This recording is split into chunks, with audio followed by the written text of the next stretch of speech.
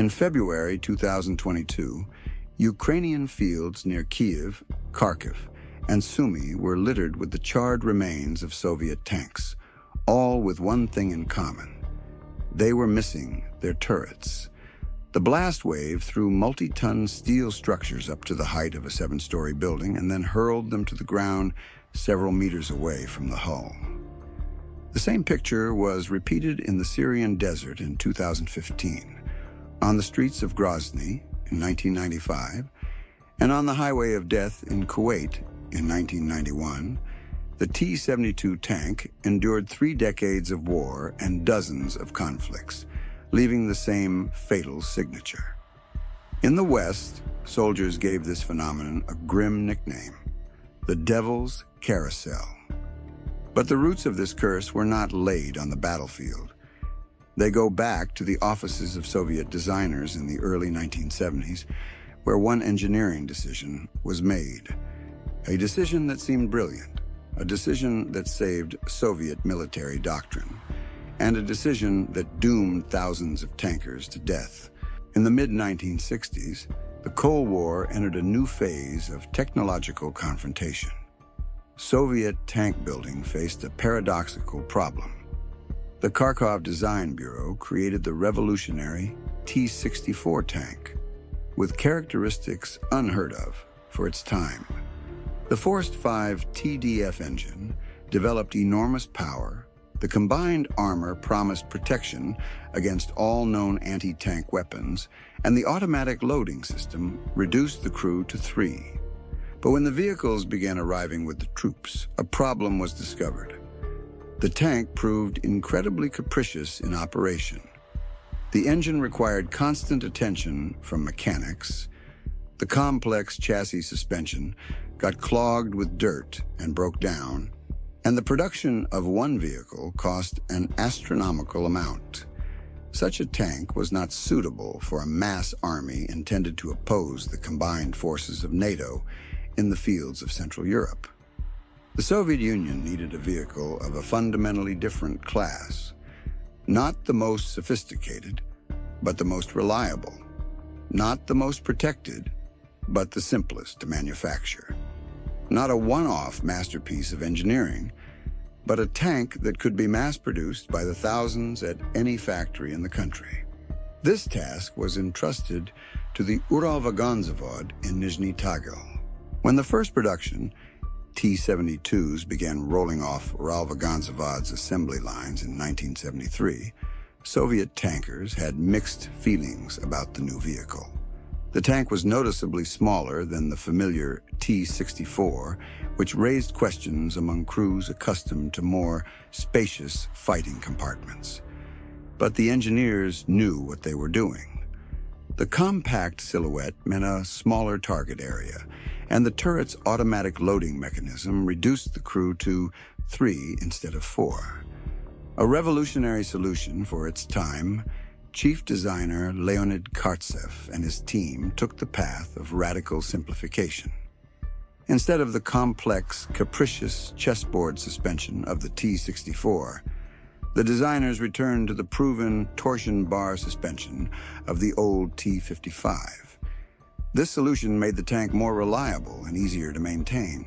However, the price for simplicity was a rougher ride and stiffer suspension on rough terrain.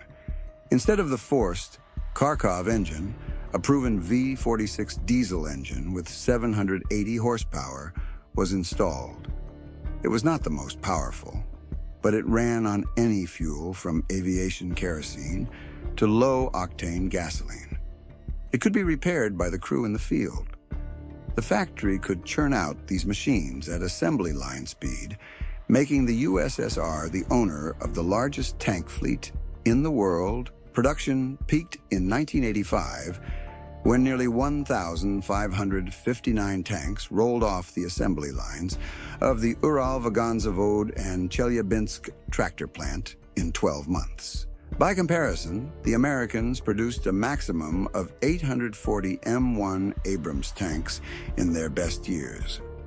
The simplicity of the design gave the Soviet Union something that technical sophistication could not: quantity capable of overwhelming any enemy through sheer mass, Kartsov himself did not live to see this triumph. Or rather, he did live to see it, but not as the creator of a legend, but as an engineer erased from history. He fought the entire war as a tankman, ended it as a guard captain near Berlin, and knew firsthand what it meant to sit inside a steel box under fire. But in 1969, when the T-72 was still being refined, a conflict with the new plant director cost him his job. A letter to the Central Committee of the Communist Party of the Soviet Union did not help. In 1974, when state prizes were awarded for the creation of the tank, Kartsev's name was not on the list of laureates. The people who created the machine's key components were erased from official history by those who interfered with their work. Kartsev lived until 2013 and managed to see his tank fighting in Afghanistan, Chechnya, and Iraq. He managed to see the towers rising into the sky. Did he know then that his engineering compromise would spell doom for tens of thousands of tank crews? This question remains unanswered. But the compromise itself, which seemed reasonable in the early 1970s, would turn the T-72 into the most recognizable target on any battlefield 20 years later. The vehicle's main feature was its low production cost, which was both its strength and a future weakness. The automatic loading system enabled the elimination of the fourth crew member, but this required a radical change to the internal layout. The ammunition had to be placed in a carousel-type mechanism directly under the turret, where a rotating conveyor stored 22 separate loading rounds. Another 23 shells were located in niches in the control compartment around the crew. This solution gave the tank undeniable advantages. The turret became incredibly compact, and the vehicle's overall height was only 2.2 meters, making the T-72 the lowest main battle tank in the world. On the battlefield, such a silhouette was more challenging to detect and hit. The tank could easily hide in the folds of the terrain, use the slightest cover, and present a minimal target for enemy guns. Western tankers, accustomed to taller vehicles, envied this advantage. But every engineering solution requires compromises. Placing the ammunition under and around the crew meant that any breach in the armor posed a mortal threat to the people inside. Soviet designers proceeded from a simple logic.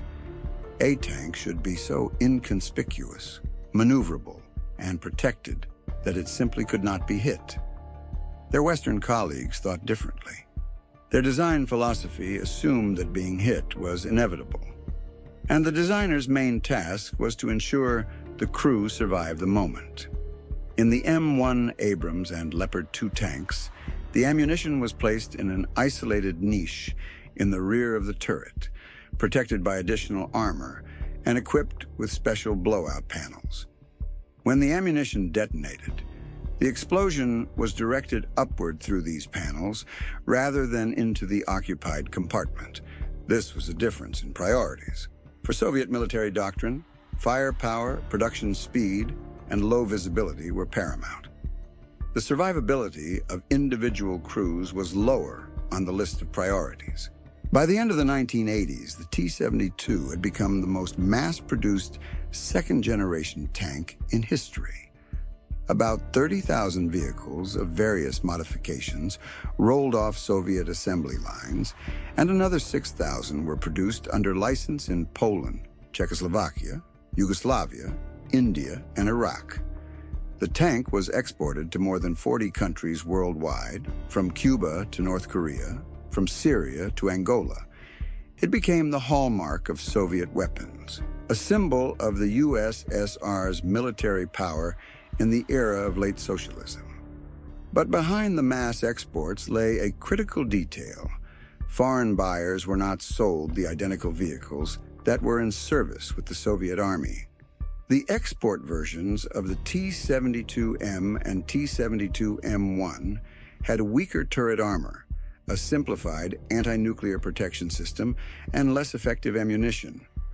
The Soviet Union sold the legend's appearance, but not its heart. The real T-72A and T-72B tanks, equipped with combined armor, dynamic protection, and guided missiles, remained the preserve of the Warsaw Pact forces.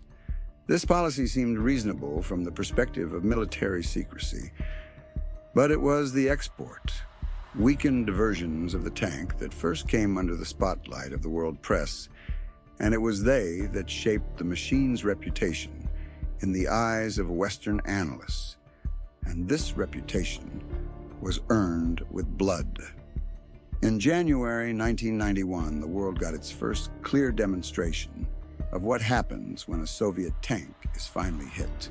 On 26 February 1991, the largest tank battle since World War II began in the desert of southern Iraq. The American 2nd Armored Cavalry Regiment, advancing through Iraqi positions, came into contact with tank units of Saddam Hussein's Republican Guard, equipped with hundreds of T-72. At 9 o'clock in the morning, a sandstorm began, visibility dropped to 200 meters, and the regiment's command requested air support. But the helicopters were unable to take off. The tank crews had to rely solely on their own weapons. What happened next went down in history as the Battle of 73. Isting Captain McMaster, who commanded the Eagle Company, was the first to spot the Iraqi Tank Company in their prepared positions. His M1A1 Abrams opened fire from a distance of more than 2 kilometers. 8 T-72s were destroyed in a matter of minutes. Continuing its advance, the company encountered another tank unit, consisting of 18 vehicles. The Iraqi tankers attempted to maneuver and fight back, but their efforts were futile. American thermal imaging sites allowed them to fire through the sandstorm at distances up to 3.5 kilometers. The T-72's night sights provided a maximum target detection range of 800 meters and only an active mode with an infrared searchlight, which immediately revealed the tank's position. Iraqi crews died without even seeing the enemy. In 6 hours of combat, the regiment's 2nd Squadron destroyed 55 tanks, 45 other armored vehicles, and captured 865 enemy soldiers. Their own losses were 0 vehicles and 0 personnel. A similar picture was repeated across the entire front. On the so-called Highway of Death, the road between Kuwait City and the Iraqi border, coalition aircraft destroyed or forced the retreating Iraqi troops to abandon about 1,400 pieces of equipment. Among the burnout wrecks were dozens of T-72 tanks with a characteristic detail. Almost all of them were missing their turrets, which had been torn off by an internal ammunition explosion. Western military analysts were given a vivid demonstration of the critical vulnerability of Soviet design. But they failed to take into account a vital context. The Iraqi T-72Ms were export versions with weakened armor. The crews received minimal training. They faced the most modern Western tanks, equipped with technologies a generation ahead of Soviet developments. It was not a fair comparison of machines, but a demonstration of what happens when outdated tactics and poor training meet technological superiority. But 3 years later, the T-72 found itself in a situation where advanced technology was irrelevant. In urban areas, the advantage went not to those with the best sights, but to those who could shoot from above. On 26th of November 1994, a column of 40 T-72 tanks with Russian and mixed crews advanced to storm Grozny. The plan seemed simple. The tanks were to break through to the presidential palace and secure the capture of key city targets by the so-called military opposition.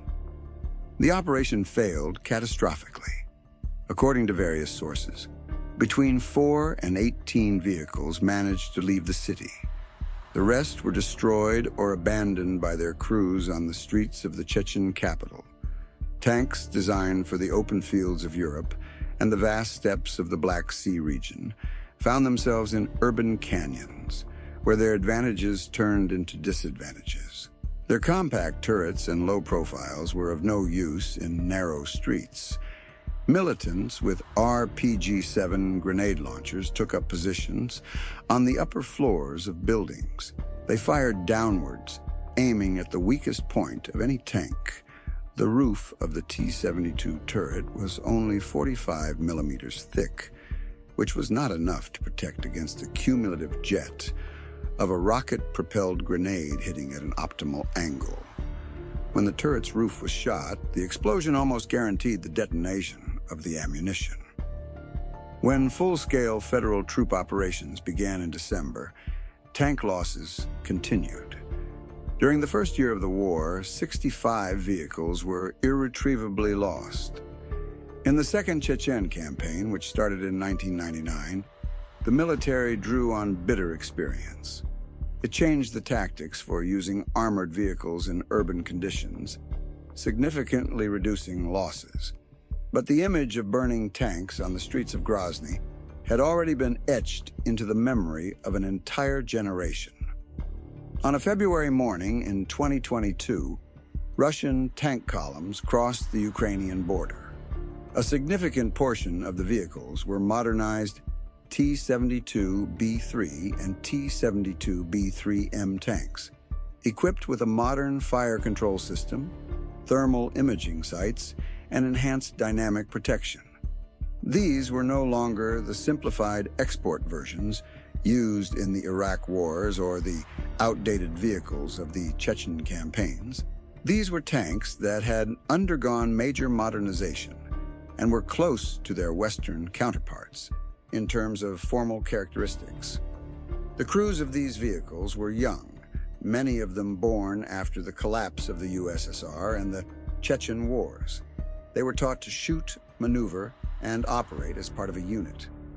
They were told that the T-72B3, with its new electronics and reinforced armor, was a completely different tank, but they were not taught what no modernization could protect against. The old vulnerability remained. Ukrainian forces received modern anti-tank missile systems from their Western partners. The American Javelin and British NLAW had one critical feature in common. They attacked the target from above, hitting the tank in its most vulnerable area. This was where, under the thin armor of the turret roof, there was a carousel of 22 shells for the automatic loader. Images of destroyed Russian tanks flooded the world's media, and again, the same picture was repeated. Burned-out hulls with turrets, torn off by an internal explosion, and thrown several meters to the side. The turrets of modern T-72s flew into the sky just like the turrets of Iraqi tanks 30 years ago. A generation of crews had changed. The tank remained the same. According to the Oryx Analytical Group, which calculated losses solely from photographs of the scene, by the end of the first year of the conflict, Russia had lost more than 600 tanks of various types. A significant portion of them were T-72B3s. Modern anti-tank technology has caught up with the structural vulnerability inherent in the vehicle since the early 1970s. 3 wars, 3 decades, the exact cause of death. But what exactly happened inside the tank at the moment of impact? Why was the turret torn off with such tremendous force? And most importantly, did Soviet designers know about this? To understand why this happened again and again in conflicts separated by decades and continents, you need to look inside the tank. The automatic loading system's ammunition storage was a carousel located at the base of the turret under the gun's breech. The 22 cells of the conveyor held separate loading rounds, consisting of a projectile and a propellant charge in a partially combustible cartridge case. Additional ammunition was stored in compartments in the hull to the right and left of the driver. In effect, the crew sat surrounded by explosives and ammunition.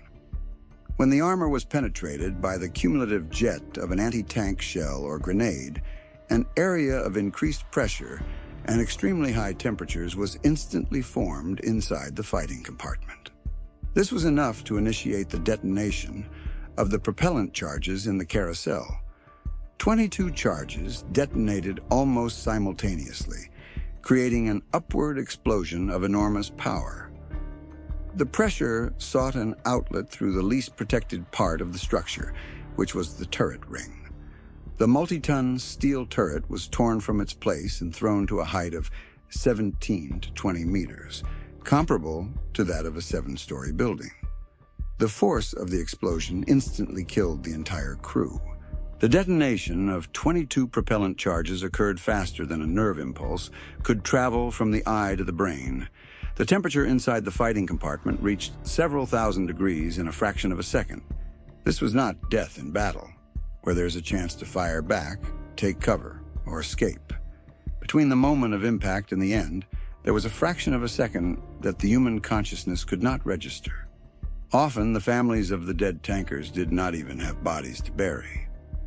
Only closed zinc coffins with the inscription, "Do not open," and an official letter about the heroic death in the line of duty. Western tanks used a fundamentally different philosophy for storing ammunition. In the American M1 Abrams, shells were stored in a special insulated compartment in the rear of the turret. This compartment was separated from the living quarters by a massive armored door that was opened only for reloading. The roof of the compartment was equipped with special blowout panels secured with weak bolts. When the ammunition detonated, the explosion destroyed these panels and went upwards without affecting the crew.